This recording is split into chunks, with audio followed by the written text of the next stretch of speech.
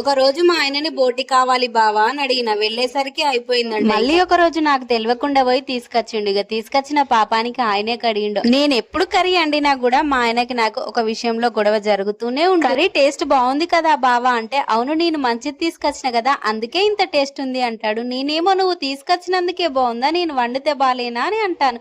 ఈ విషయంలో మాకు ఎప్పుడు గొడవ జరుగుతూనే ఉంటుంది. అయినా కూడా భార్యాభర్తల మధ్య గొడవ జరగాలంటే పెద్ద పెద్ద కారణాలు ఏం అవసరం లేదు. చిన్న చిన్న వాటికే గొడవ పడుతుంటాం కదా, అప్పుడే మంచుకుంటాం, అప్పుడే కొట్టుకుంటాం, అప్పుడే కలిసి ఉంటాం, అప్పుడే తిట్టుకుంటాం. అయినా కూడా భార్యాభర్తల మధ్య ఈ చిన్న చిన్న గొడవలు రావాల్సిందే. అప్పుడే రిలేషన్ అనేది ఇంకా స్ట్రాంగ్ గా అవుతుంది. ఇంకా సరేలేండి, మా గొడవ ఎప్పుడు ఉండేదే గానీ బోటీనైతే మంచిగా గడుక్కున్న తర్వాత ఉప్పు, కారం, పసుపు, అల్లం ఎల్లిగడ్డ, కొంచెం గరం మసాలా వేసి కొంచెం ఆయిల్ పోసి కలిపి పక్కన పెట్టుకొని, ఉల్లిగడ్డ ఫ్రై అయిన తర్వాత అల్లం వెల్లుల్లి పేస్ట్, పసుపు వేసి మంచిగా బోటి కూడా వేసుకొని ఫ్రై అయిన తర్వాత వాటర్ పోసుకొని చిక్కబడ్డ తర్వాత ధనియాల పొడి, కొత్తిమీర వేసుకోవాలి, అంతే.